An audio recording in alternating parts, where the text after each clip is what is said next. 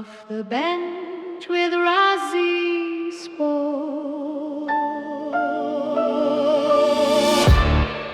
Welcome back to Off the Bench with Razi Sports, where we talk about sports leadership and lessons that stick long after the buzzer sounds. I'm your host, RB3, joined by Coach Ron, Coach T, and Keem.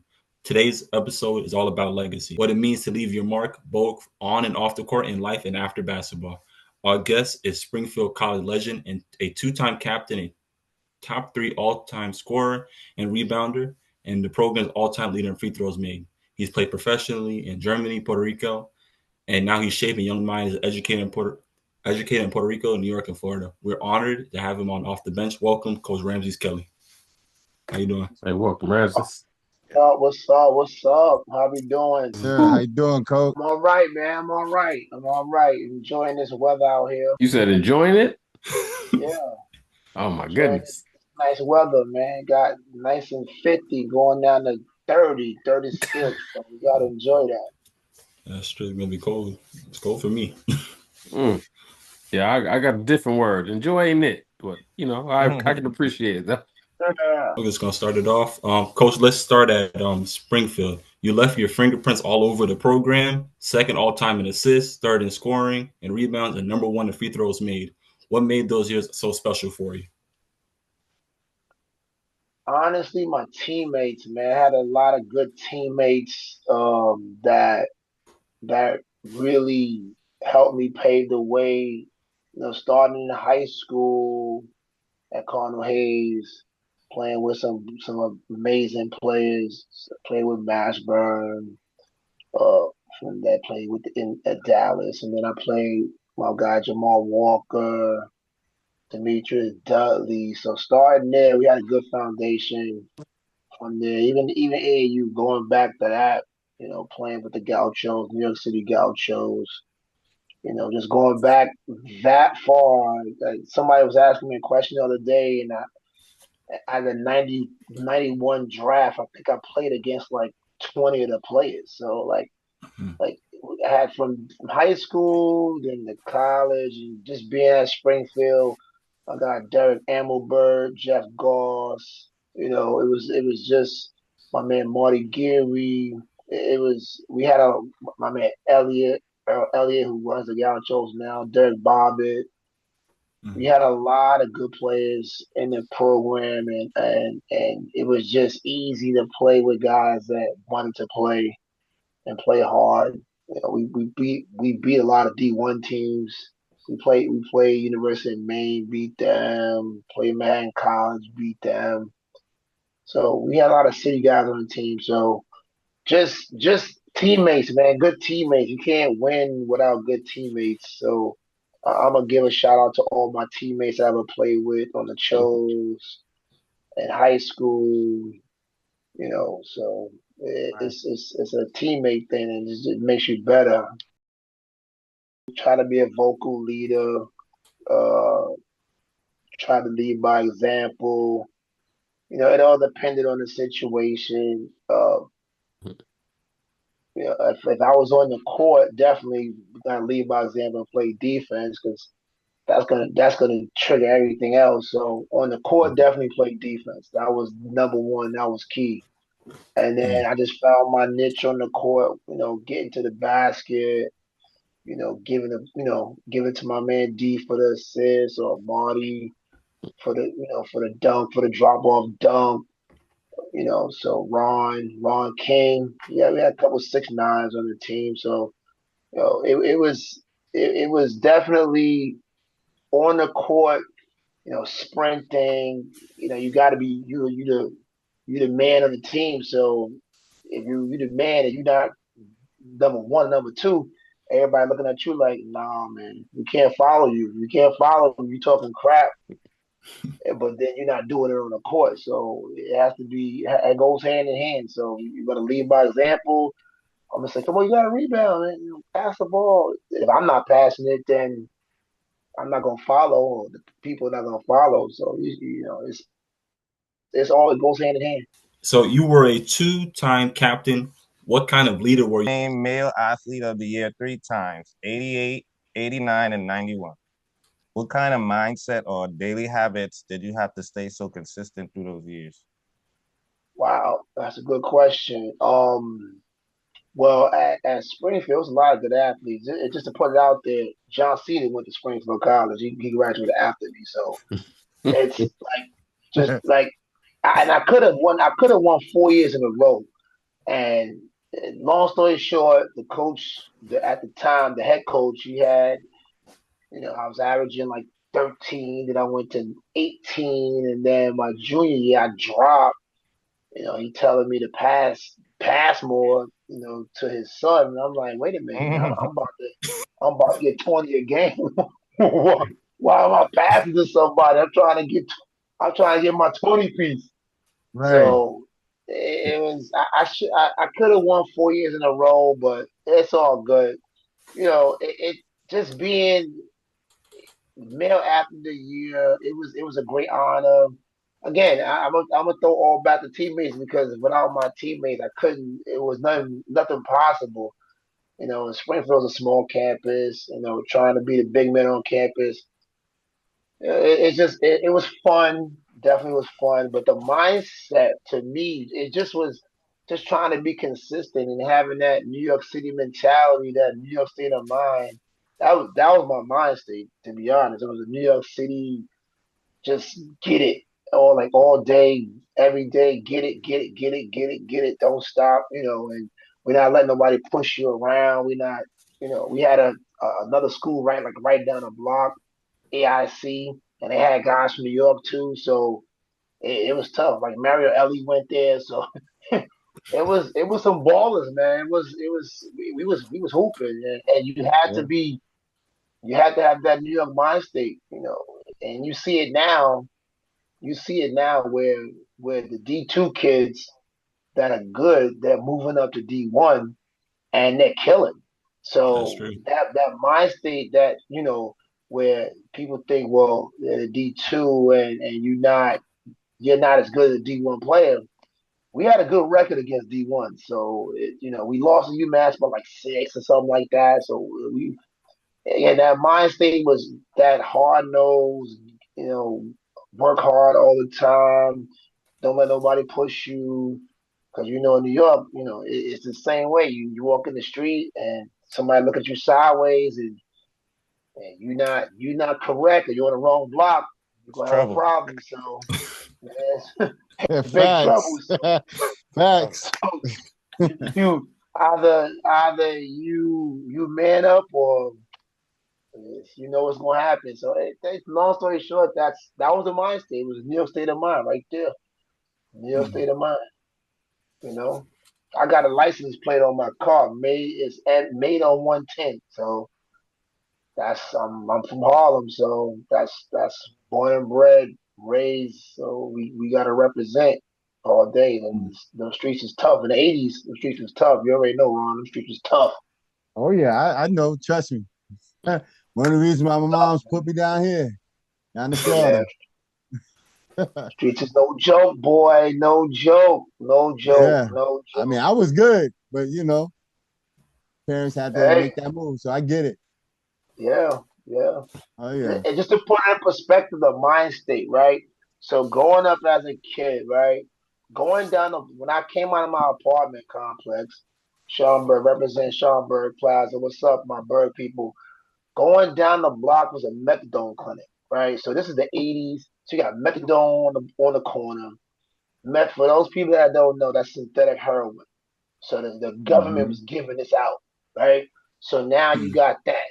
You got crack. You got all this nonsense, like right at like right there. Like it's like either your mind gotta be, your head gotta be screwed on, the bulb gotta be tight, All right. Right. Mhm. Yes. and you gotta Yeah. walk that path, or else the streets will get you. And, Yep. and God bless me with a little bit of talent, enough talent to get by. It's enough talent because I like, or even on my AU team, I wasn't the best. We had 12 players on the AU team. Everybody went D1 except for me and another kid, but we both could have went D1. But you got St. John's, you got this, that, you got Syracuse, you got all these big time players on the team. And again, the mind state is this is a jungle. You living in the jungle. You got to fight throughout the jungle. If you don't Mm, fight throughout the jungle, you're gonna get eaten up. yeah. You're gonna get eaten up. So that's Right. that. And back to that mind state, man. You gotta be strong. Gotta be tough. Or you're gonna lose, man. You're gonna That's lose, true. lose. Too much distractions. All right. So you balance it all: athletics, academics, leadership. You even made the all academic team. How did you keep that balance without burning out? Because I know some people they burn out with like just with the sports and the Yeah. school, just trying to balance it. Well, it definitely with the help of the school, definitely trying to manage my time. That was I like to do work. I manage my time, but I like to do work when I'm pressured. So some people can't do that. I'm not a For sure. procrastinator, but like when I know it's a deadline, I'm gonna get it done. Like period. So Hmm. for me, that's what I like. It's a deadline since tomorrow's one Tuesday, the deadline. So I'm just gonna get it done. Now I'm not gonna wait till 12 o'clock at night, but I'll probably do it like Sunday, knock it out. But the schoolwork, it didn't being going to a school, that's what kids mess up now. They want the easy route. Going to a school that's rigorous is going to help you in college. It's going to help you with the time management. They're going to stay on you. You're going to develop the discipline. So going to Hayes, Cardinal Hayes, shout out to Cardinal Hayes in the Bronx, it definitely helped because I was already prepared because it's a college bound school. They're going to get kids in college Mm-hmm. and the work is rigorous. So instead of like taking the easy way out and going to a school that was maybe not academically tough, you go to a school like that, it prepares you for college, and then you go to college and you got your time management. You already know that skill. You got your study skills down. So all you need is, you need that space, your room, the library, some good professors. I still remember some of the professors definitely was a help in doing work and just being when you mature early, it's easy. So they definitely was like, okay, this is what you gotta do it. You're mature enough. Going, this is the deadline. Done. College ain't like high school. They don't give a damn because you're gonna pay for the class. If you're a regular student, you're paying for the class again. Mm-hmm. So you're Yes. Right. balling. You take it in the summer. Now, who the hell want to do summer school if you don't have to? You want to get out early. That's different. But why go to summer school when you don't have to? So Mm-hmm. so definitely academically, time management, that was the key.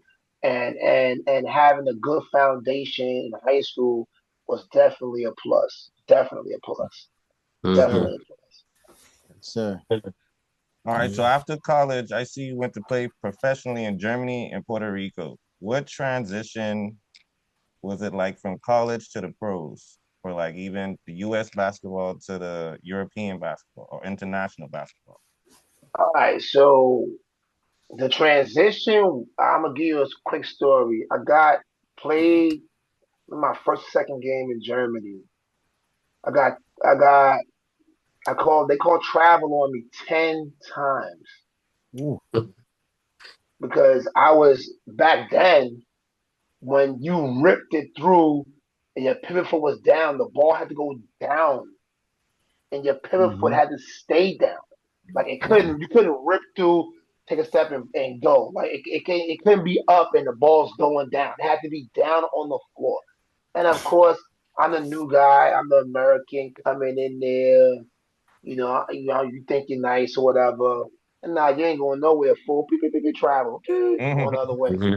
So that was a transition, because back then back then that zero step we do now, they was doing that back then. So it was when you start your move and you finish it was two different things. So the transition was learning how the FIBA style was, and then after that, just making it happen.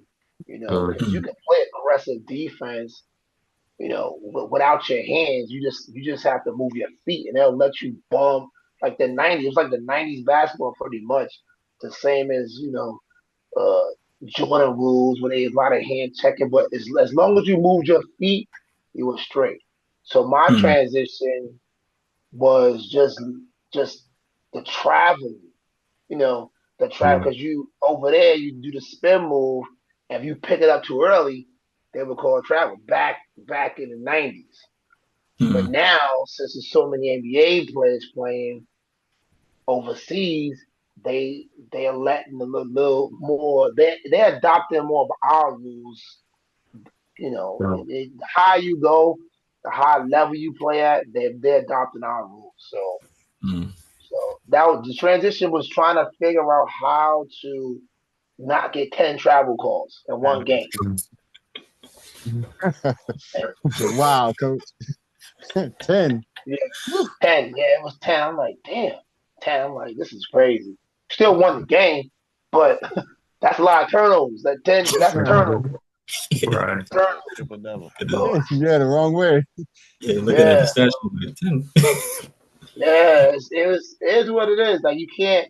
That happens a lot. Like like back in the day, you saw it a lot where the ball would come off the rim and people that like they grabbing it. And it's like, damn, that's goaltending. Like, nah, that ain't goaltending, fool. This is how we play over here. We get that thing off the rim. It's coming off. If it's touching the rim, it's not in the cylinder. It's right on the edge. We grabbing that thing. We out of here. So I'm like, okay, we playing like that. But then you gotta get used to it. You gotta get used to it. You gotta get used to it. You gotta get used to it. And then Right. that jump stop euro, that all that Drazen Petrovic, when we was back in the day seeing the guys like that, and then Vladi, and then players like that coming over and mastering and showing us, yo, you can do a drop step euro, you can jump stop pivot. It's like, yo, the footwork is crazy. So then you learn the footwork, and it's like, all right, I got this. I got this now. You're not gonna stop me now. So Hmm. it was good. Transition was good. I learned a lesson in Sweden though. When I went to Sweden, one of my a guy from my school, he sent me a letter. It was like, yeah, come over. I sent him a tape. Back in the day, VHS tape. Mr. Junior over here, we had VHS tape. Ain't no damn internet or whatever. So sent him a tape. He was like, nah, you can't play over here. I was like, you crazy. Again, that good state of mind going on. I'm like, you crazy. I could play anywhere. Anywhere, So right. I went That's over there and I played this preseason tournament. I averaged a triple double. I was killing. I was balling. And they were like, yeah, well, we're gonna take take this guy. He got picked like I think like when they had like 10 rounds in the NBA or some crap like that. It was crazy high. I'm like, man, this guy's a bum. You kidding me? Like, and they took him, and I was like, they was like, nah, you got to go. And I said, I was a triple double. It's like that, like that's what we nuts. do over here. Again, that same mindset. Well, you know what? Nah, I ain't gonna stop. I ain't gonna stop. So it was tough. Then I came back home. To my overseas. Came back home, and then they had a league called the World League, and Rick Barry was my coach. Okay.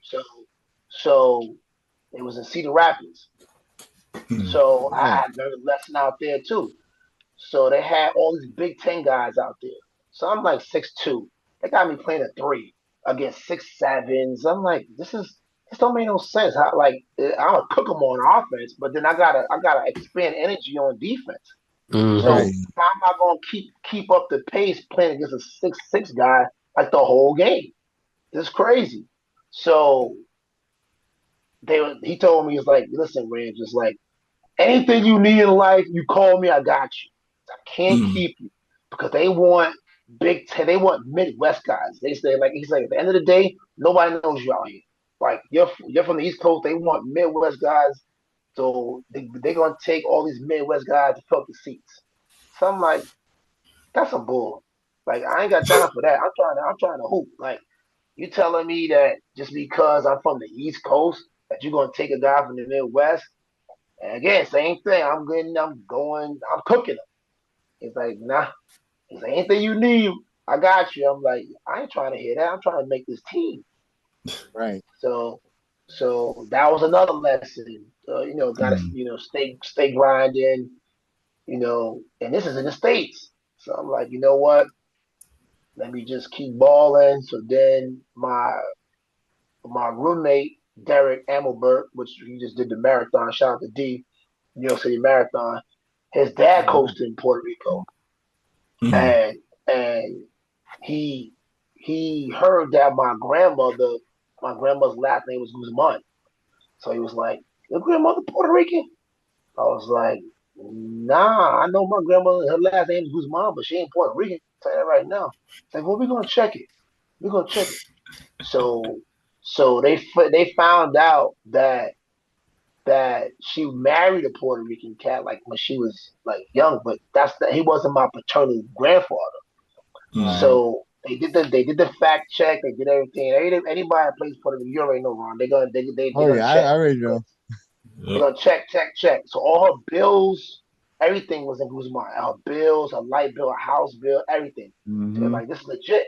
So they had an expansion team, like 1 year, then the next year they came into the league, and Mhm. I got on the team and made the team, and was doing good over there in Puerto Rico. So so stayed over there, played well.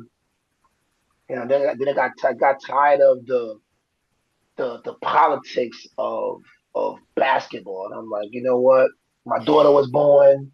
Right. I'm like, Amen. this is it's Mhm. time to go. I said, my daughter was born. I'm like, yeah, I had my fun. I did it, done it. While I was, played Puerto Rico, have fun, played in Sweden, played in Germany, won the championship in Germany, won a championship in Puerto Rico. I was like, yeah, that's it for me. I'm good. I'm good on this. Mhm. Right. So Right. Right.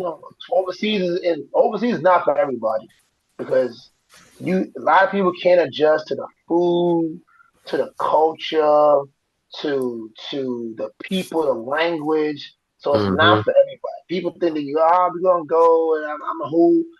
Nah, man, because you're by yourself. I read Malcolm X's book at least 8 times while Oh I was over wow. there. It was like, yo, yeah. So you got a lot of time on your hands, so you try to pick up another hobby. I'm like, yeah. When I was in Germany, I said, I'm gonna work. I'm gonna work. Man, I was supposed to be sitting in the house. We didn't have 2-a-day practices. We had one a day. So I'm like, I'm gonna go work. So I talked to the owner of the team. I'm like, listen, I'm bored.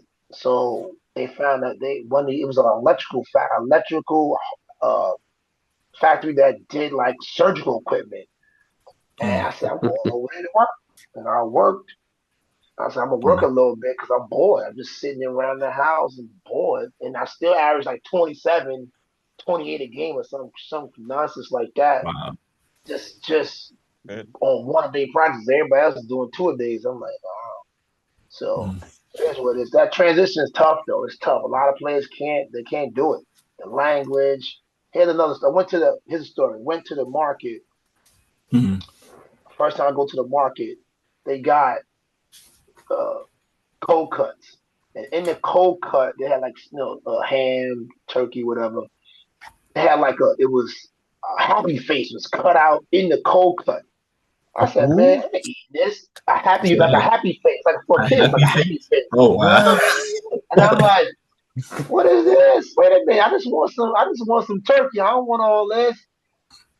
Fridays. The best thing was had Fridays when they had the rotisserie chicken van come. A van that came, food truck. Ain't no ketchup. You gotta have the mayonnaise. I'm like, Oh no. mayonnaise. Stop it. Had to have my schnitzel. Man, please. I'm just saying, like, it's different. People, it's like it's hard, man. It's hard, and people like, the money, this, that, and the third. Nah, but the culture is different. The food is different, and then you get some pocket where they see you and they're like, oh, he's just over here stealing the women. He's over here stealing our money. It's like, come on, dog, stop it. Like, come on. Like, and so you get all that. You might get the N word. You in the game, somebody try to try you, you're like, hold on, dog. What are you talking about, man? Just take this Right. for a ball. Especially in the New Yorker, right?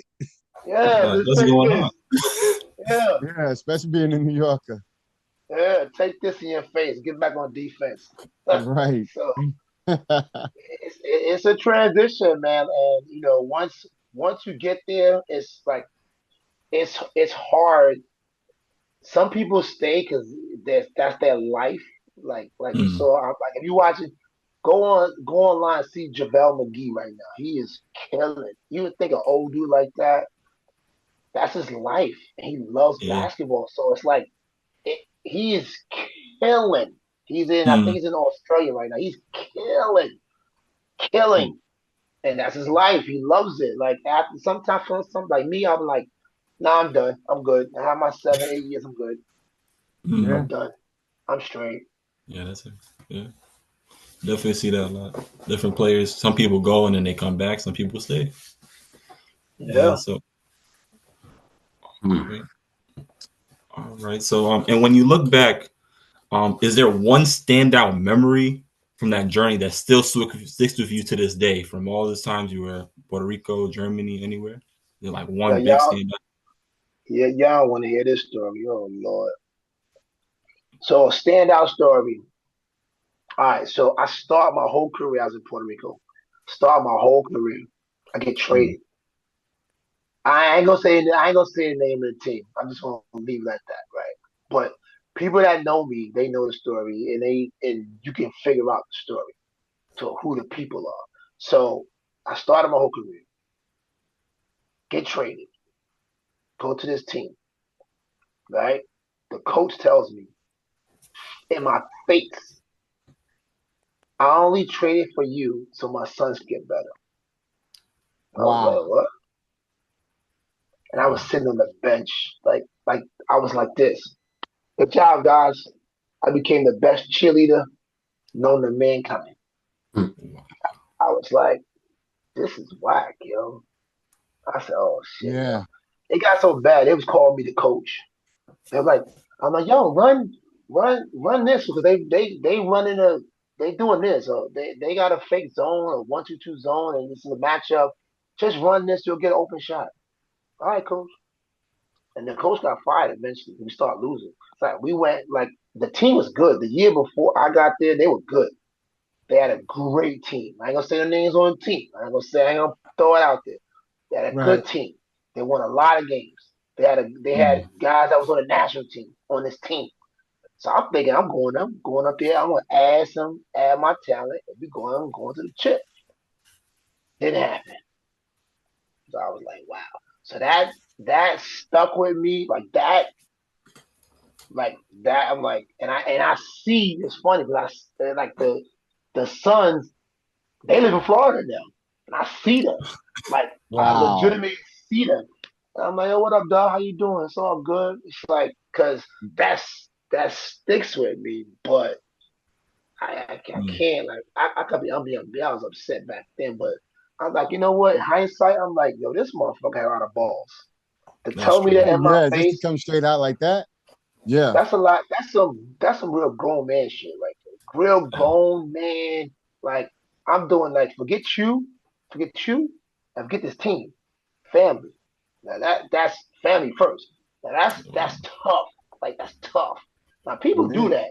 They do it. They do it. They talking about LeBron, right? Yo, Mm, his son's on that team. Like so, forget all this.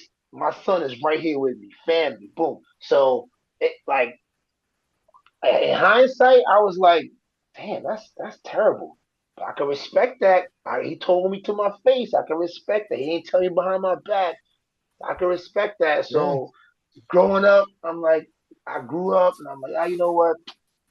It's all good or whatever. But that story definitely stuck with me. Definitely. mm. So I'm sitting here looking at your sweatshirt right there now, coach. You know what I mean? Yes, So sir. all of what you're saying, that's amazing. I'm knowing you for so many years, I didn't even realize how much, that you dealt with the game like that, you know what I mean? But seeing your sweatshirt there, drills and skills, you know what I mean? So Yes, a sir. lot of that what you learned, That's where this drills and skills came from? Yeah, man. So like even in high school, I was always like with kids, always in high like so my coach, Tom Murray, shout out to Tom Murray, he would have us go to camps and we would be the counselors and then we'd be coaching. So the team would go up to the camp and Right. kids would come up from the city and we would coach. We coach the kids. And then at nighttime, just like 5-star other camps, we would just be out there balling. So we did that. So this is in high school. I did that in high school. And then I ran my first camp in Germany, like '91, by myself, Mm. with another coach. But I basically ran the camp. And then so from there, this is I've been doing like just development and just learning and watching, learning and watching, learning and watching. So then one year I came back from playing in PR and one of my guys said, "Yo, go work the Nick camp." I'm Mm. like, all right. So I was doing that for years. I would go back in the summertime and work the camps in the Knicks with the Knicks. So I did that, and then in Puerto Rico I started coaching. I was coaching a team, a boys team, in Christian school in Aguadilla. I coached there, the boys varsity. I was still active coaching and developing whatever. And then I came back uh, to the States and was coaching some more at St. Charles. That's for my New York people. That's P. Diddy went to St. Charles Mayo in Harlem. So did that. And then I went actually I wouldn't go back. I coached at my school at Cardinal Hayes. I was one of the only like players that go back and coach with Coach Murray. Mm. So yeah, we had a tough team, like a lot of D1s in the school. Shout out to Mm. Ramel Lloyd, and he Uh-huh. was there. So I was always coaching, developing, camps. So then I moved down to Florida, and I was doing the same thing. So people found out that I was a player, and I was, doing some, helping the kids out. So one of the first players I actually worked with down here was Dante Curry. He went to South Florida. So Mm. 6'4", could shoot, handle. If he didn't have the injuries he had a bad injury with his leg when he went like one of the islands or something like that. He caught like a leg infection, and that kind of messed his whole career up. Then he Mm. transferred to another D1, but it's all good. So I was working with him and his brother Lex. Shout out to Lex, and then from there I just kept doing camps and training, camps and training.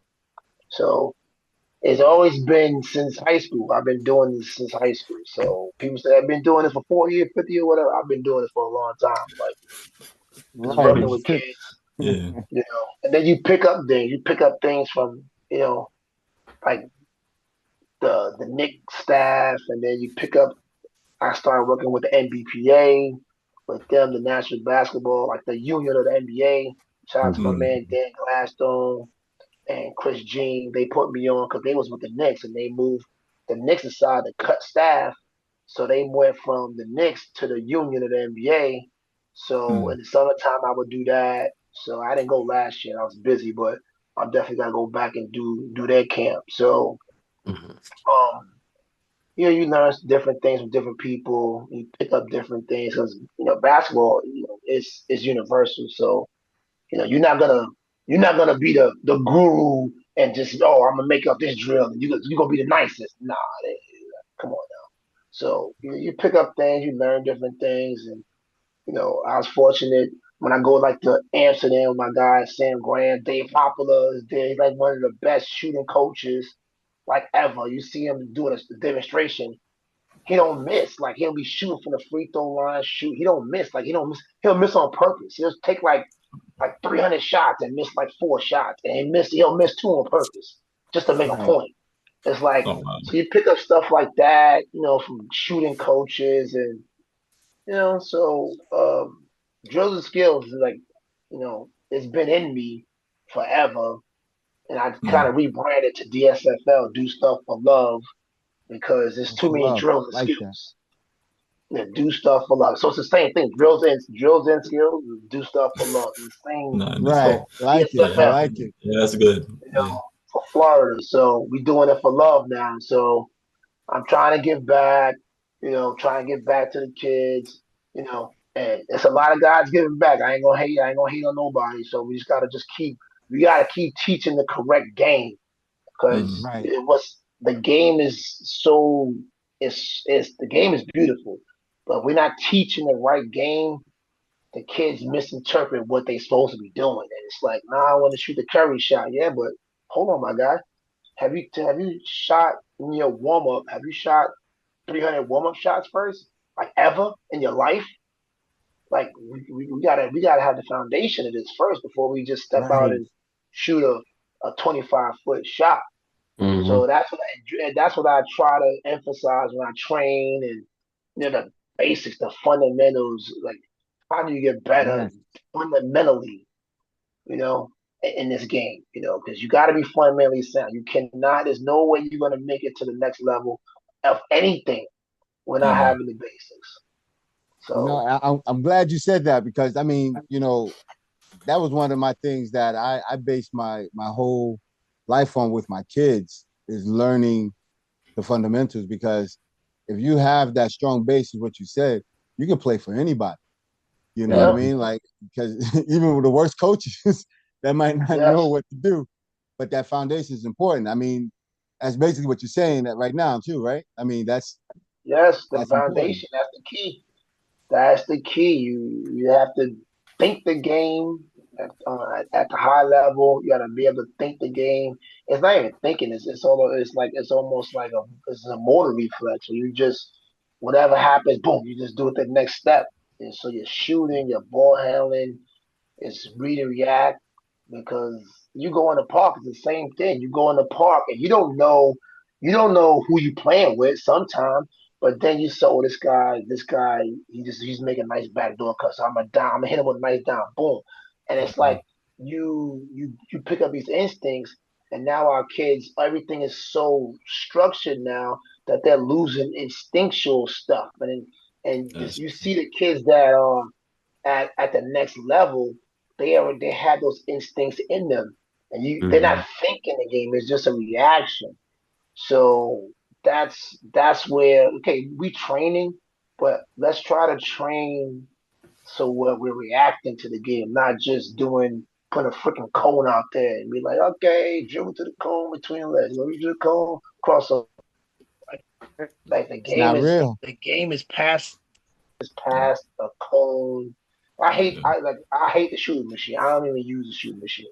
Like I don't use it. I never use a shooting machine because at the end of the day, somebody gotta pass you the ball and you gotta feel the ball coming from a person, the speed, the rotations of the ball. It's totally different from somebody giving you the rock. You don't see in the NBA there's no shooting machine. There's a reason for that. There's no Yeah. shooting machine. So yeah. I don't believe in the shooting machine, but again, I see the usefulness of it, but again, it's a fundamental. Go back to the question, like drilling skills, do stuff for love. We do stuff foundationally. We have to do it from the ground up, feet, footwork, and then ball handling, shooting. Everything is foundational. Everything. Mm. Oh, nah, that's what's up. Let me ask you this, like, so so far as training a lot of the kids and stuff like that, I'm sure you have to deal with some of the parents. Mm. Now, what is your experience dealing with the parent that really just don't know the game, but they feel as if they know the game, and they come to you to say, "Hey, I need you to help train my kid," but then when they see you train the kid, they're not agreeing with you. Have you ever came across anybody like that, Of and how did you course, of deal with it? course. Most of the time, they don't come back Right. because they don't come back because I'm giving more than what you can handle. Like Mm. again, so I'm gonna deal with you. I'm a teacher first, right? So I'm gonna teach the game. So I'm gonna deal with you and teach you at your level. Now, if your Mm-hmm. Mm. son or daughter's not at that level, and you think they're at that level, you're mistaken because I'm gonna diagnose you on just the first second I see you. First, I put you in the court. I say do an in and out between, or do an in and out between cross, and it look. I say do it with your left, and it look jacked up. I already know right there you can't handle. I already know right from rip. I already know you can't handle. I said, all right, Mm. so you come in the gym and you already at the free throw line. I already know you don't have the foundation of shooting. Like we just got here, you at the free throw. Matter of fact, even worse, you at the 3-point line. 3-point line. That's what Yeah, they do. it's That's what they the do. first thing they Right do. to the three The The first 3-point thing line. they do. pointer. 3 pointer. So I'm like, Mhm. what's going on here? So then you talk to the parent and you say, look, okay, he needs to come all the time. Like he needs to come regularly. It can't be once like Tuesday and then I'll see you in 2 weeks. No, because but I gotta see you Tuesday, Thursday, Saturday, Mm. right? So what happens now is the parent has to make a decision. Do I want my son going Tuesday, Thursday, Saturday, or anytime Coach Kelly is available? Or do I want my son going Tuesday, then going to the rinky dink tournament on Saturday so I can get an Instagram clip? That's what they do.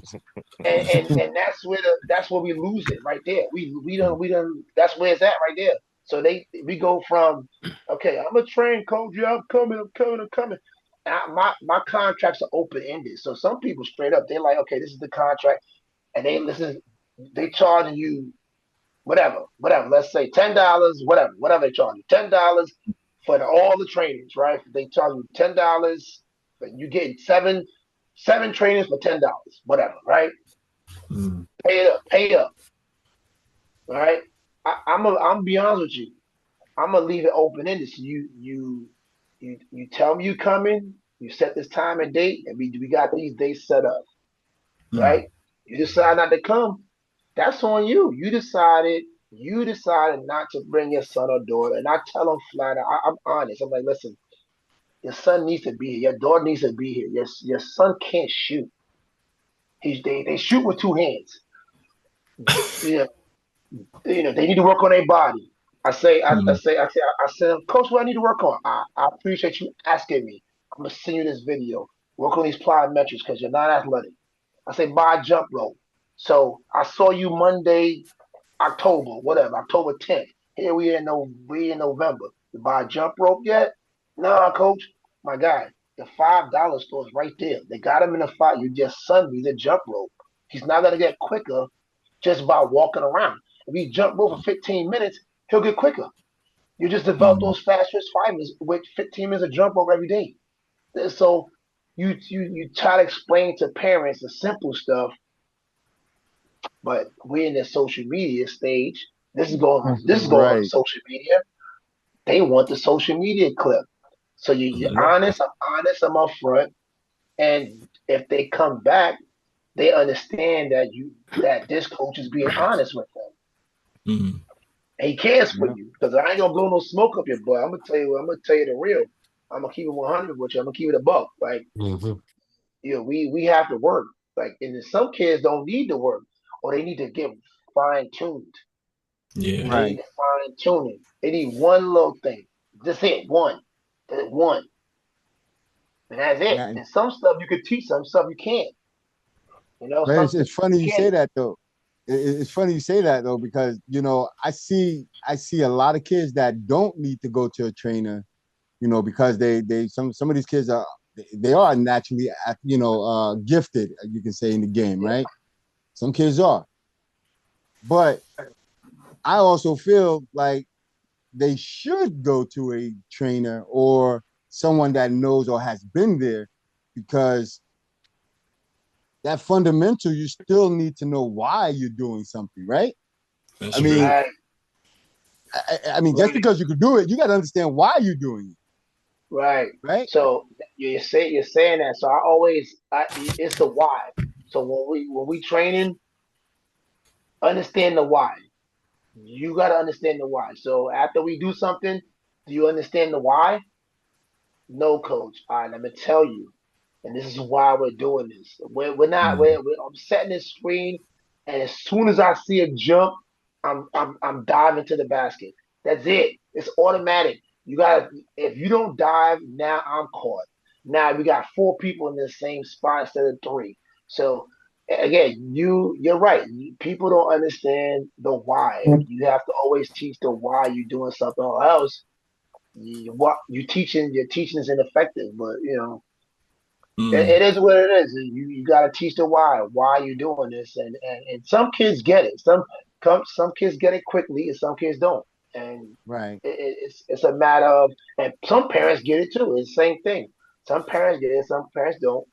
And the ones that do it, they love you. They're there all the time. They working with your coach. When you working out again?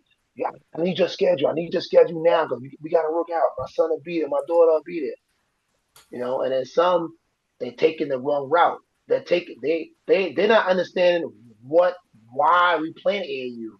We're playing AAU, the high level AAU, so that we play against good players. The low level AAU, we're trying to get reps up. So I need my camera out for the reps to see how Johnny's shooting. Because if Johnny's shooting bad shots, I'm asking, why did you take that poor ass shot? It's a bad shot choice. The guy's in your face. Like, why did you take that shot? But they don't understand the why. They just think that they signed up for it. They want to get the points. You can't fool a good coach. The That's coach is true. gonna know if you can get buckets or not. So these parents got to understand that you're not going to fool a good coach. You're not going to fool a college coach. A college coach is going to know whether you're going to get buckets or not. So at the end of the day, your why is to get reps up at you're at a low level, you're getting reps. But Right. that's it. That's all you're getting. You're getting reps against live defenders, but they don't understand that why. It's like, No. you know?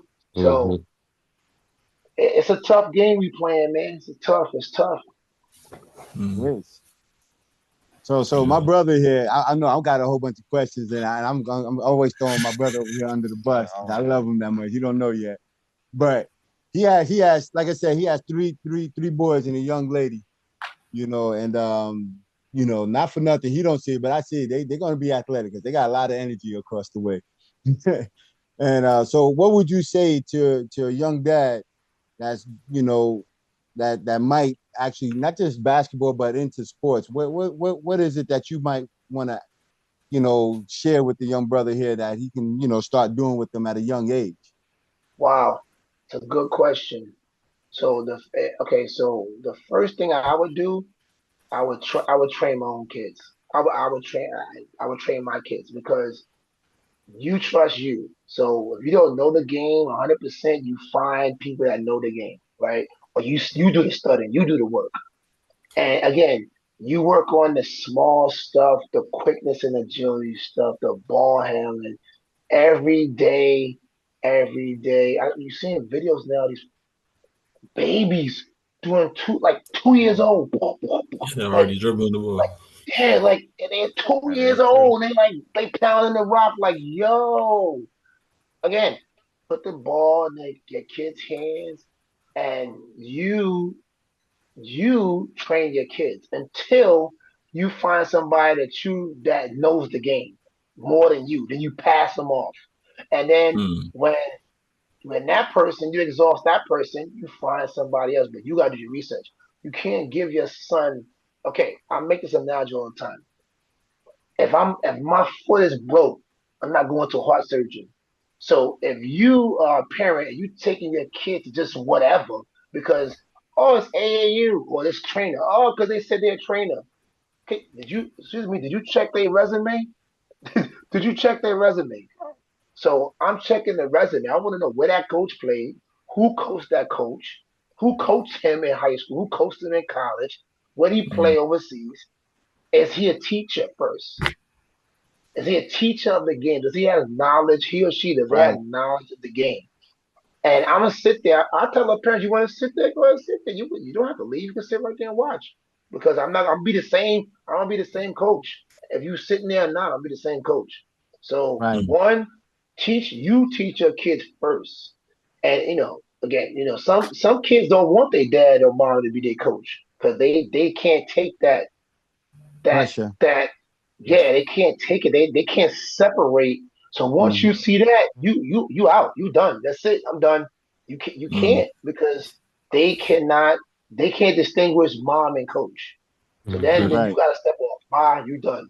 Then you got again, you already got somebody in the bag in your pocket ready for that. Okay, I got Johnny, I got Coach Johnny over here in Haines City. He good. Go mess with him. Bunk. You already got him in the bag. And then once you exhaust him, you find the next person. Your job is to find the resource. You got to find the best fit for your child so your child gets better. Whether it's you because you have the knowledge or you're going to gain the knowledge. And then you got to keep working with them and making them better, making them better, mm, making them better. This is small stuff. My guy, I tell all my guys that. My guy T in Point Santa, all my guys. My guy Terrence, all my guys. They do the same thing that I think if you coach your son. Coach your son, Sir, coach I your daughter, agree. yeah. because you know So your kid, and at the end of the day, and I've been saying this for years, and now we got quote unquote daddy ball, but it's what it is. Like at the end of the day, you know your son or daughter, so coach your daughter until you either your knowledge is you're limited. We all limited in some aspect. mm, So until Ah, your knowledge is limited, and then you find somebody else. That's it. And it's yeah. you let important go to of the know your rope. limitations. It's That's definitely right. important to know your limitations. I Mm, mean, you know, I, I've, as you know, coach, I've coached my kids all the way up to middle school, right? Yes.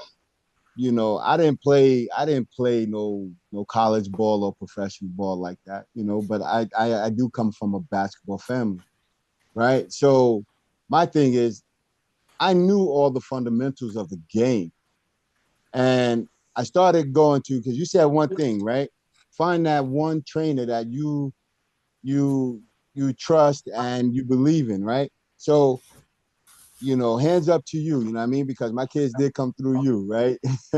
Even at their later age stage in their basketball career, they still come to you, right? But prior to you, I had them go to like two, three different other trainers.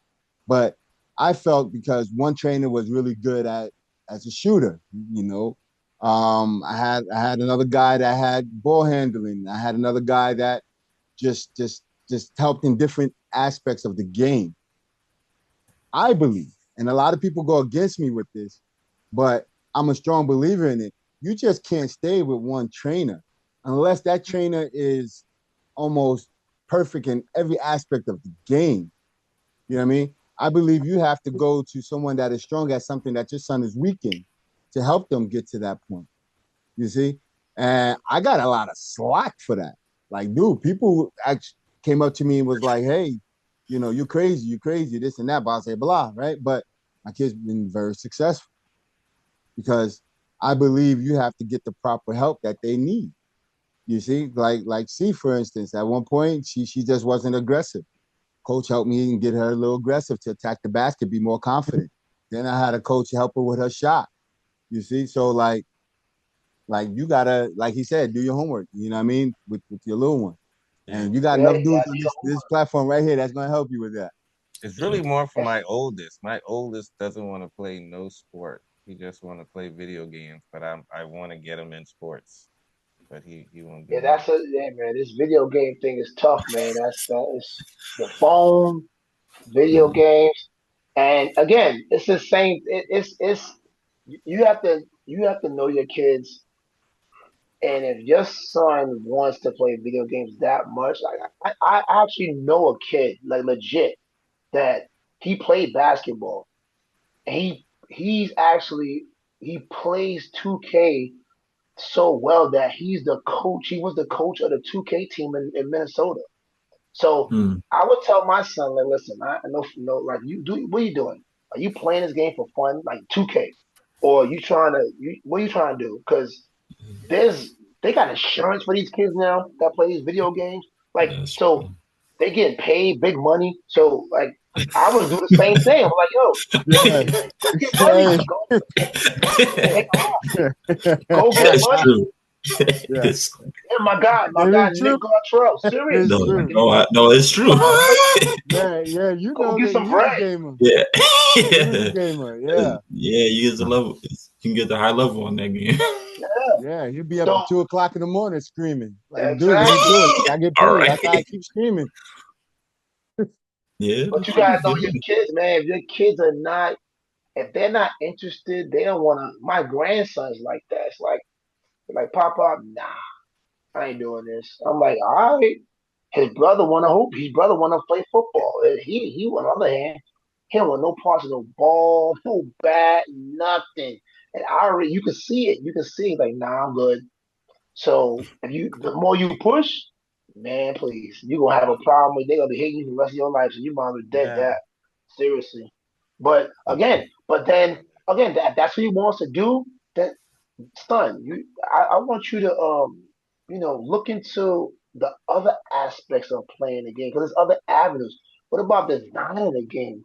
What Or like about he wants to go into coding. programming? Yeah, so I'm saying all right, Mm, son, here put them on this round. Look here, coding. I'm gonna put you here the free class. YouTube got a free class on coding. Boom.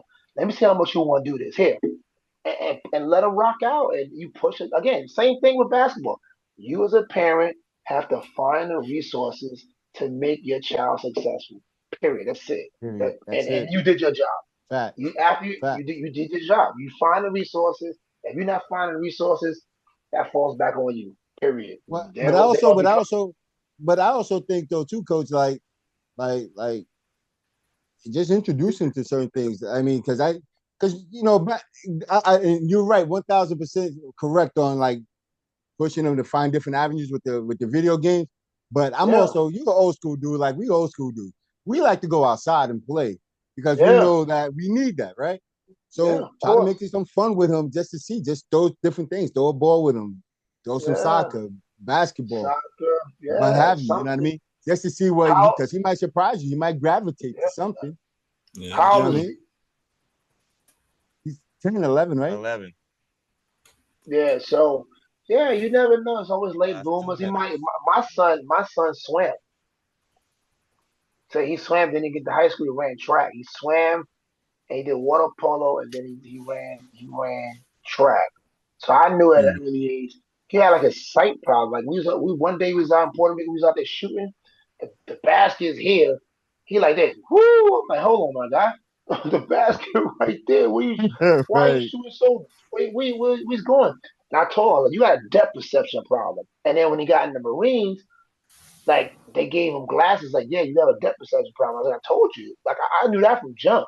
So and he figured that out. But I knew that he wasn't going to ball because he really didn't like it. I think for me, it was like the pressure of balling, and sees me playing. It's like, yo, like these people screaming, calling your name, doing this, doing that. He was like, no, I'm good on that. So, like Ron said, find other stuff that he might like. You never know. He might like cricket. You never know. He's like a different sport. Just Go out let him there try with different things. it. Karate. He might like Karate. Yeah. wrestling. He might want to start, knocking people out. Boxing. You never know. You yeah, never know, but Actually, he was a give them boxer, coach, options. believe it or not. Yeah, He was a boxer. yeah. He yeah, might Give them got he, different options. yeah. yeah. It's gonna give options. You know, you never know. He might find out. He always got something to fall back on. And again, you point him into the Yale University. You got this for free. All these big ass universities, these Ivy League schools. They got free a lot of stuff, classes for free. Put them on that. Mm. You never know. He make us some money. Then you owe me like 10%. Just saying. Yeah, I got you. Facts. Yeah, definitely happy to have you on here, Coach Ramses. Definitely happy to have you on here. Learned a lot of information that we possibly the viewers didn't know. I didn't know, and definitely learned a lot of stuff. So your story is proof that we learn through sports can last a lifetime from hardwood to the classroom. You've kept the same competitive spirit and leadership alive. Definitely, thank you. Yeah, coach. We Appreciate appreciate you for coming on, man. This is Hey definitely a man, blessing for us, you it know? was a blessing. It was a blessing and a pleasure to be with family all day, every day. You Yes, sir. know, it's always good to be around good brothers. So Yeah. it's always a pleasure. Oh yeah, we definitely gonna try Yeah. to get you back on here too. You know what I mean? Definitely got So to get you so back we on. can, we can chop it up some more. Too many stories, man. Too many stories. It's not enough time in the day. That's true. Oh yeah. Right. Not All enough right. time All in the right. day. All right. Many Yeah, so, blessings. yeah, everybody Yes. just everybody remember just off the bench. Everybody follow all the profiles. All right. That's right. Definitely. Subscribe, fellas. All right. Yes, sir. Indeed. Off the bench with Rising Sports.